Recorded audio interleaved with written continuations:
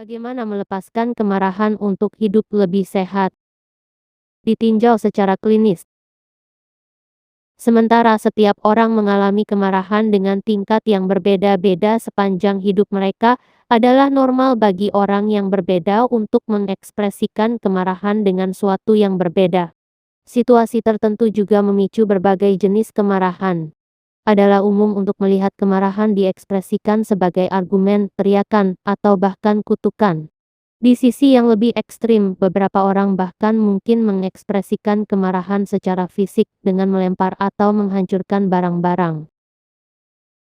Jika Anda memiliki perasaan marah atau pikiran marah dari waktu ke waktu, penting untuk mengatasinya. Meskipun itu adalah emosi normal yang dimiliki setiap orang, kita semua dapat memperoleh manfaat dengan mempelajari dan melepaskan kemarahan dengan jalan yang benar dan sehat. Jika seseorang memiliki kemarahan yang terus-menerus, itu dapat memengaruhi tubuh mereka secara fisik seperti meningkatkan risiko masalah kardiovaskular, pencernaan, dan kekebalan. Kemarahan kronis tanpa mekanisme coping yang tepat juga dapat menyebabkan peningkatan risiko tukak lambung, penyakit usus, tekanan darah tinggi, dan stroke, belum lagi kerusakan yang dapat terjadi pada hubungan dengan teman dan orang yang dicintai, terutama jika disebabkan oleh kemarahan yang tak terkendali. Kemarahan yang ditekan bukanlah solusi manajemen kemarahan yang baik. Namun, menghindari penyakit dan kejadian yang disebabkan oleh stres adalah mungkin jika Anda dapat melakukan caranya dengan benar dan sehat untuk melepaskan kemarahan. 1. Menjauh dari situasi. Jika Anda merasa jantung Anda berdebar kencang dan kemarahan Anda meningkat, belajarlah untuk menjauh sebelum Anda melepaskan kemarahan Anda dengan jalan yang tidak sehat dan tidak produktif, seperti ledakan kemarahan. Berjalan menjauh dari suatu situasi memberi waktu bagi pikiran dan tubuh Anda untuk kembali fokus dan memikirkan upaya yang sehat untuk melepaskan kemarahan. Menjauhlah dari lingkungan sejenak untuk membiarkan tubuh dan pikiran Anda menjadi dingin sebelum Anda menghadapi situasi tersebut. 2. Berhenti dan pikirkan. Ini akan membutuhkan latihan, tetapi cobalah untuk berhenti dan berpikir sebelum bertindak berdasarkan perasaan Anda.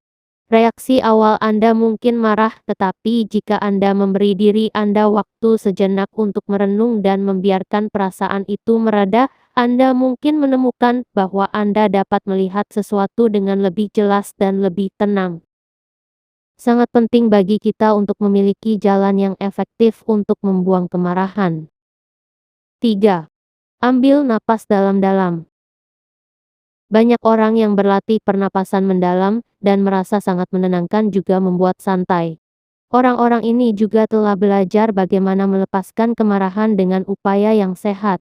Pernapasan dalam juga dikenal sebagai pernapasan sadar, membantu merangsang relaksasi dan mengembalikan sistem saraf parasimpatis Anda menjadi normal. Sementara pernapasan dalam menenangkan, napas dangkal tidak.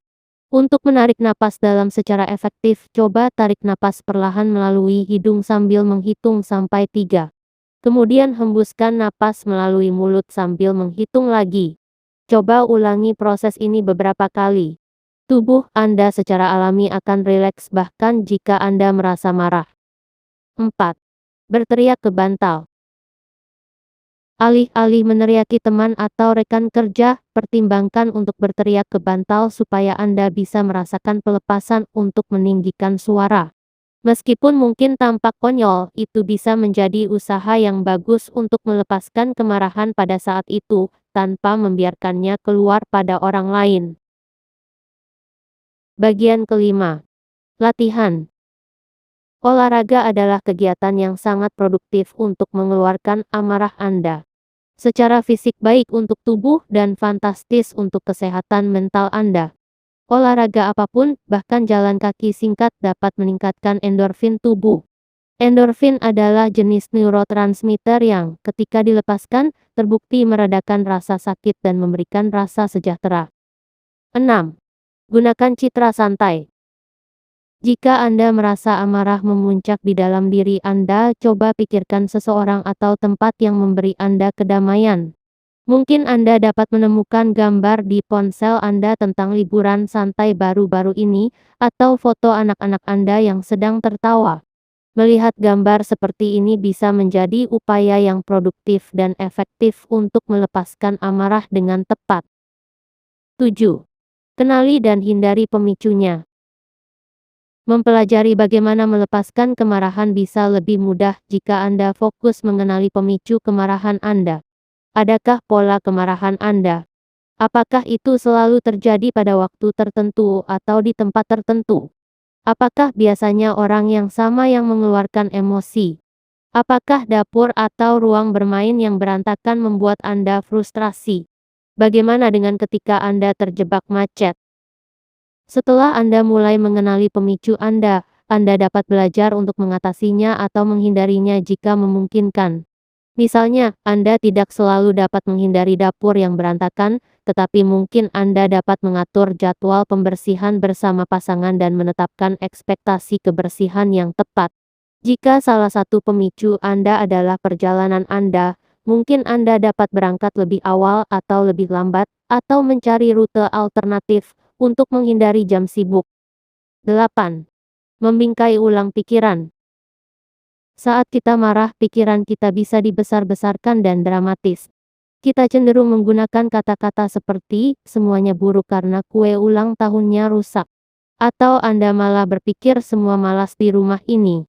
Mempelajari bagaimana melampiaskan amarah yang betul itu penting, tetapi cobalah untuk tidak menggunakan bahasa negatif semacam ini.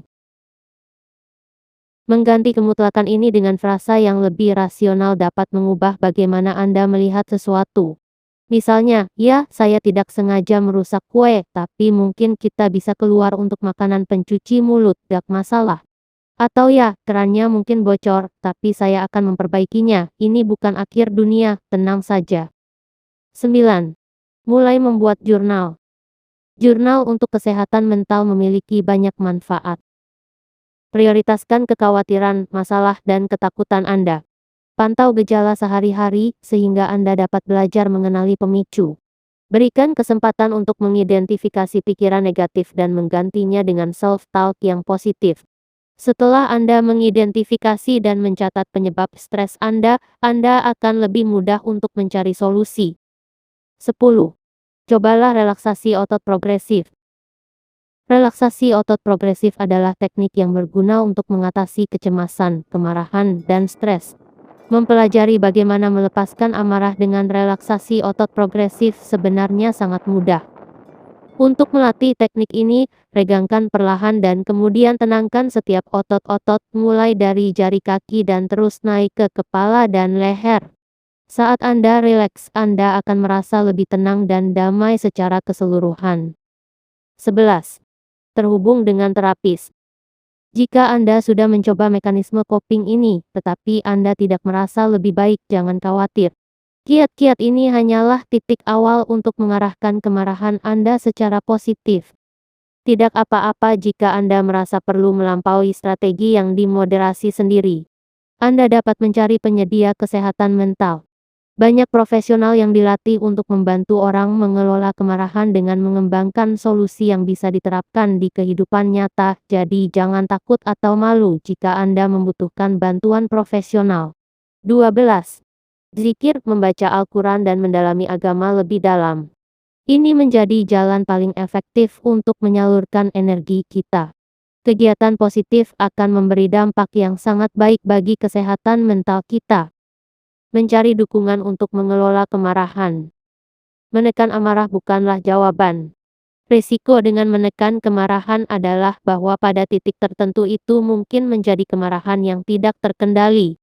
Meskipun Anda tidak dapat menghilangkan perasaan marah sepenuhnya 100% setiap saat, Anda dapat mengubah bagaimana peristiwa memengaruhi Anda dan bagaimana Anda merespons emosi yang intens. Dengan mengendalikan amarah Anda dan orang-orang terdekat Anda akan lebih bahagia dan lebih sehat dalam jangka panjang. Mempelajari bagaimana melepaskan kemarahan dengan tepat bisa jadi cukup sulit untuk sebagian orang. Jika Anda terus merasa marah dan kewalahan, carilah psikiater kemarahan dan konsultasikan dengan terapis, konselor, psikolog, atau profesional kesehatan mental atau pada tahap tertentu, bisa Anda datang menemui seorang alim ulama atau ustadz yang bisa memberikan Anda rujukan sikap positif untuk diri Anda. Mereka dapat membantu Anda mencari tahu mengapa Anda begitu marah dan menentukan apa yang menyebabkan kemarahan. Mereka dapat membantu Anda belajar bagaimana melepaskan kemarahan Anda dengan cara yang produktif dan mengidentifikasi masalah lain untuk mengembangkan rencana tindakan untuk mengubahnya.